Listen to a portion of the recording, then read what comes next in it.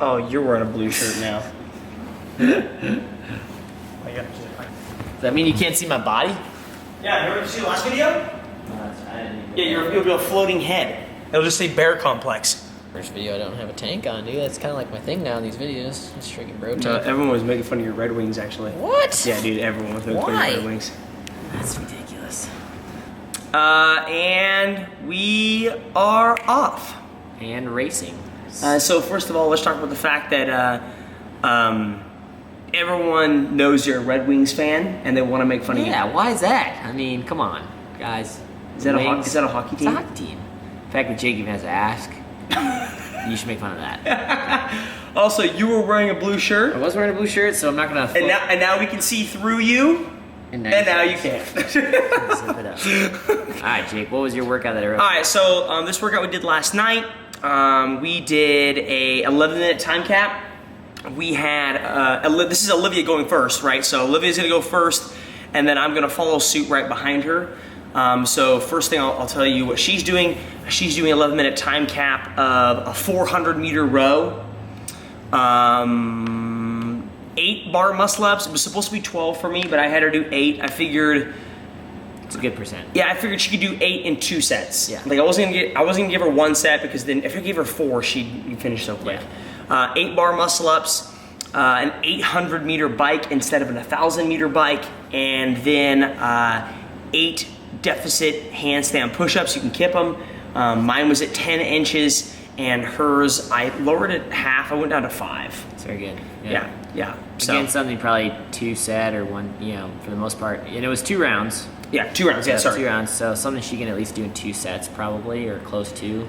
And I think what you're gonna see is me warming up my handstand push-ups. Is she did her bar muscle, I think, in 2 sets every time. Maybe she went like 5 and 3 or something like that. And you went unbroken, I'm assuming, on your Yeah, twirls? I went unbroken on my everything, right? Yeah, And on handstand, everything. yeah. Yeah. Handstand push-ups were a problem. And you'll see her handstand push-ups are not an issue either. Yeah. So she's doing bar muscle ups. Again, just so you know, Olivia is 13 years old, and she's about to whoop me at this workout. So workout-wise, right, when I wanted to write something, so a lot of you ask why I don't put a lot of monostructural work in for Jacob. So when you mean monostructural work, define that. So you mean like rowing intervals? Yeah, like, hey, let's sit on a rower for an hour and do these intervals at these paces. I sometimes think that it's kind of overdone in our sport a little bit. I get the point. I totally do. I understand the reason for it. With someone like Jake, if I have him do that, it's very easy for him just to stay on pace like that. So what can I do to make it, one, a little bit more fun for him and a little bit more challenging is I have a time cap or a time domain that he has to row in and bike in order to get the workout done.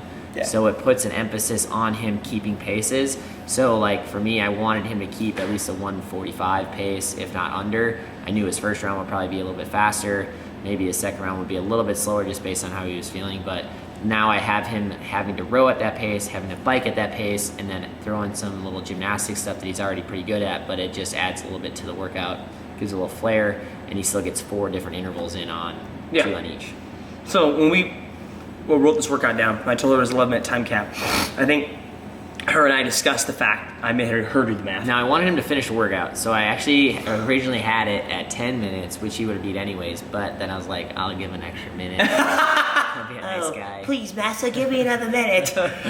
So when Olivia and I talked about this one, I told her she had an 11-minute time cap, so therefore I was like, how many minutes does it take you to do 1 round? She was like, 5:30, and I was like, that a girl? I said, so how fast you have to row and bike? And she decided she wanted to row and bike at 2 minutes.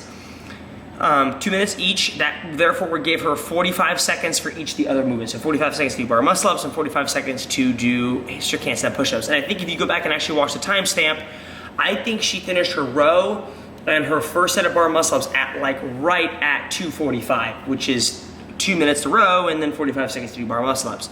But what you're gonna see is she's gonna finish her bike maybe a little ahead of that 2-minute timestamp, and then she'll crush the handstand push-ups. It wasn't deep enough for her. Right. Definitely probably should have made it a little harder for her. But it's still good. Like I said, it gives her an idea of pacing on each machine and allows her to kind of work on that with you know, it's very rare that she'll compete in a competition where it's like, all right, 3 1Ks at this pace. Like, it's always like a 1K with something, and you want to try to hold that pace in multiple rounds, right? So like, that's kind of what we're getting across here for her and for Jake is, you know, where is that line and how can I dance along that line of holding paces and still doing stuff gymnastically with good technique and, you know, multiple reps. And he went unbroken, so obviously he should have went faster.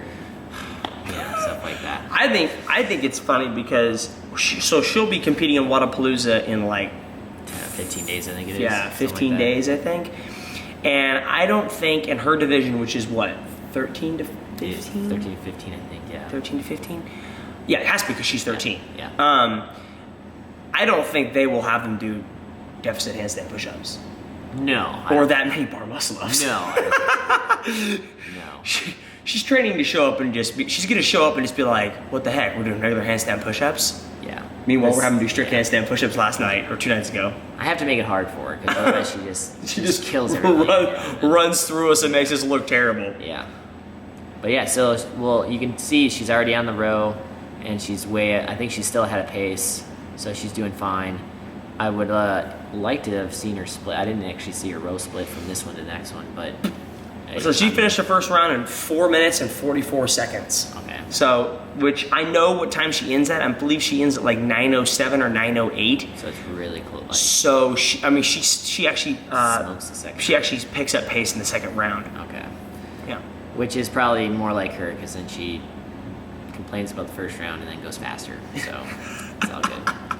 It's all good. Well, let's I don't really have anything more to talk about this workout. We can skip ahead to mine. Yeah, let's go ahead. We can skip ahead. We can skip ahead to yours. All right, we're gonna break it here, and we'll catch you when I start.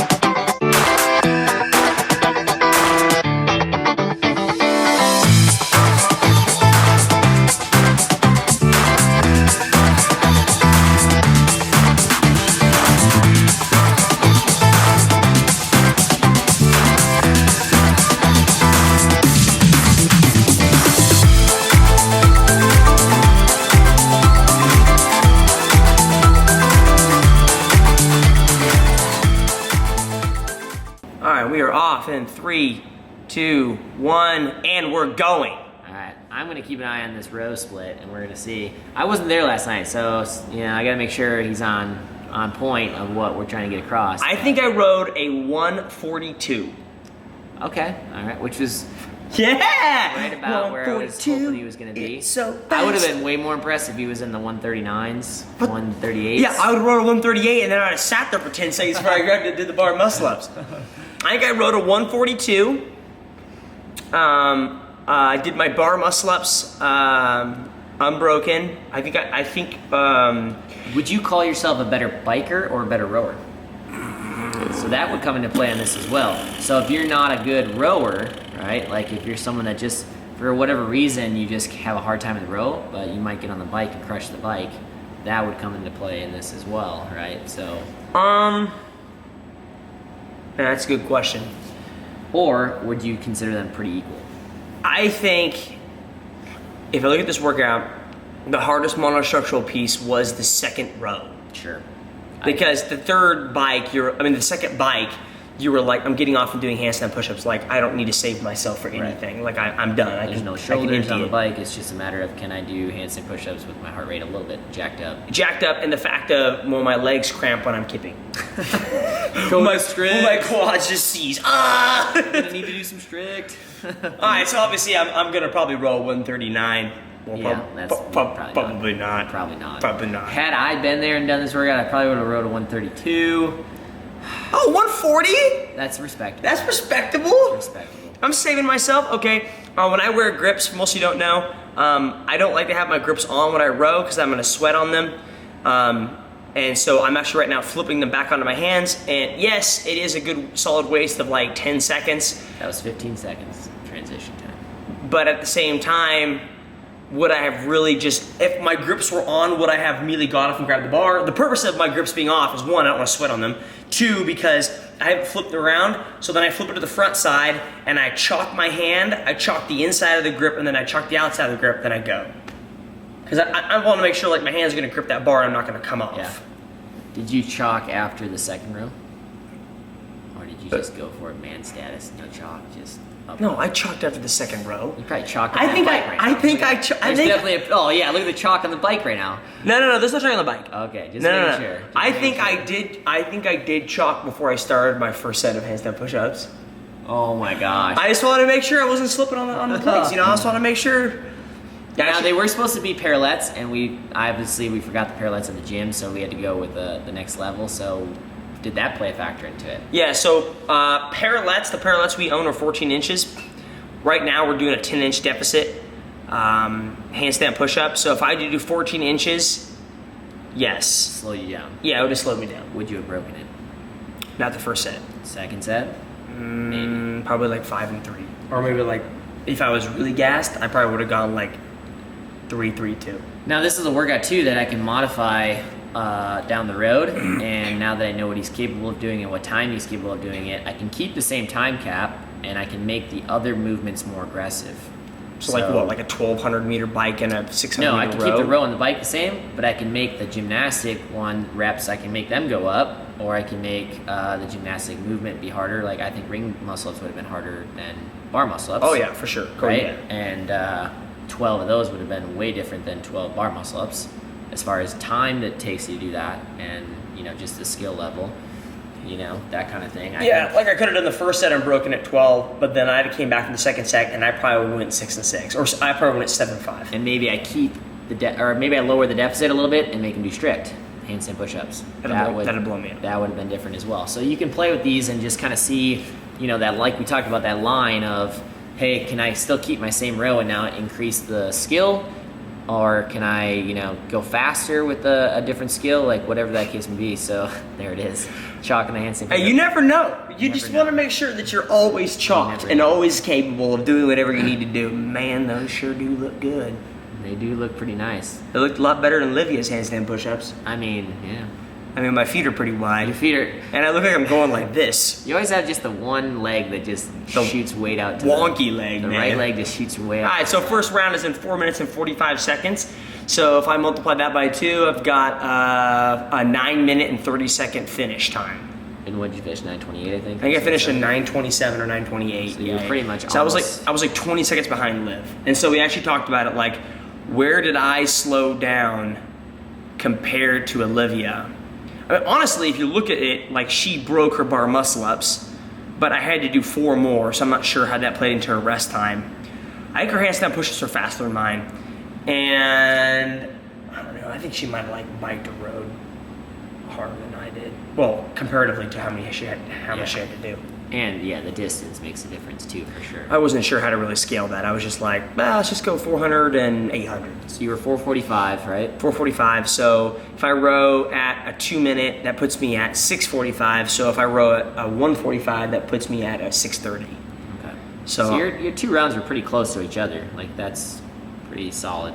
yeah, well, we'll see. I don't know when I finish. Yeah. You'll have to see. I'm pretty sure I was not rowing at a 1:45 here. I was like, I have to get off and do stupid bar muscle ups again. I should be able to get 12. If I don't get 12, Andrew's gonna watch this video and laugh at me. Was there a point in the row where you felt like the pull from the row and the pull in the bar muscle up affect each other? No, I'm trying to focus on using my legs. Very good, yeah. But I mean, do you use your still pull? Sure. Right? But yeah. if you can really, and this is where like rowing technique comes into play a little bit too. You know, you guys that like to maybe just leave the seat way back and not bring your seat all the way up to use your legs, and you kind of just use low back and arms a little bit more, that might affect your bar muscle up getting off the row, right? So, you know, a lot of things come into play in a workout like this where it looks simple on paper, but there's a lot of things that we're, you know, working through. So I think I just rode a 1:47, which is pretty similar for a second round after everything that you've done, and it's about the same. You actually took less rest time between the row and the bar muscle up. So you know why? Because I knew. I was like, I'm behind by so much that you need to go. That I have to catch Olivia right now.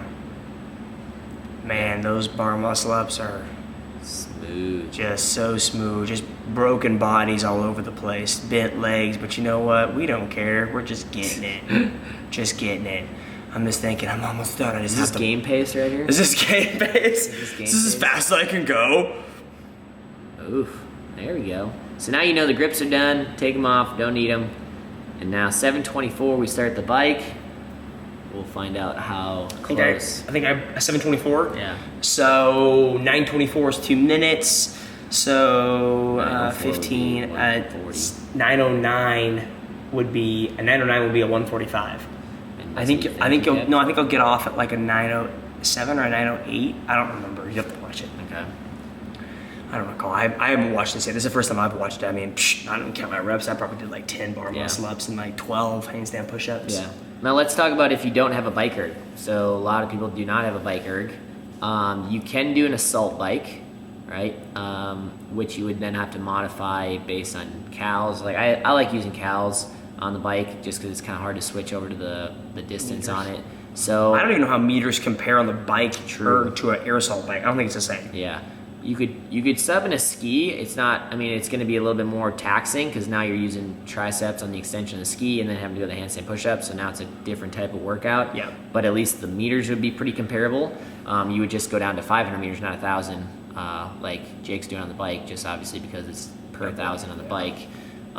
Assault bike, I would probably say, like, you're not going to sprint it, obviously, and we're looking for about just under a 2-minute pace type thing, so maybe like 40 cals if you're at an easy 70 RPM type of thing. Yeah, if you could do 40 calories in 2 minutes. Yeah, so something like that, 35 to 40 cals based on if you can hold 70. You know, my lady's probably more around like 60, so you guys would be like 30 to 35 cals, somewhere in there. So, I mean, you'd have to play with it a little bit, but that would be a little bit more comparable, so you don't use your arms like on a ski erg.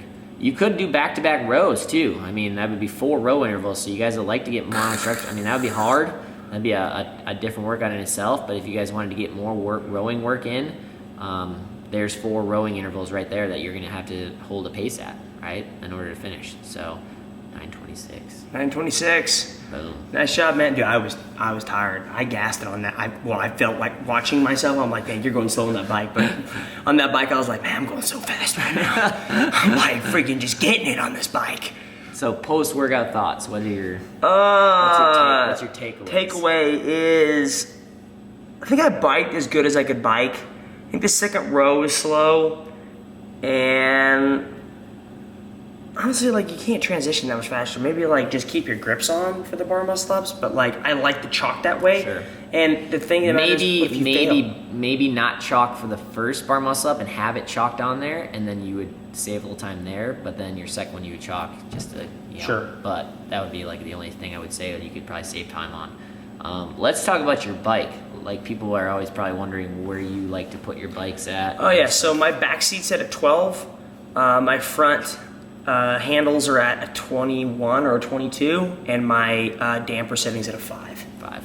Have you ever played with your damper setting to see if it is negative or positive? Yeah, so when we did the 10-minute workout with the 50 calorie row, the 50 The previous toes to video, bar? 50 Yeah. toes to bar, The 20 thruster, thrusters, 50 pull up, chest to bar. yeah, and bike at the end. Yeah, when I jumped on the bike, I jumped on the bike at a 5. I cranked it to a 4 because I wanted to be able to get speed up and feel good, because I didn't want to, like, start on a 5 when you're so exhausted because he doesn't move. Yeah. So I pushed it down to a 4, got going, like, it's like 30 seconds to get used to it, and then it's like, okay, it's not bad, like, I can do this. Then I put it back up to a 5, and then it jumps up. Do you watch the RPMs when you bike at all?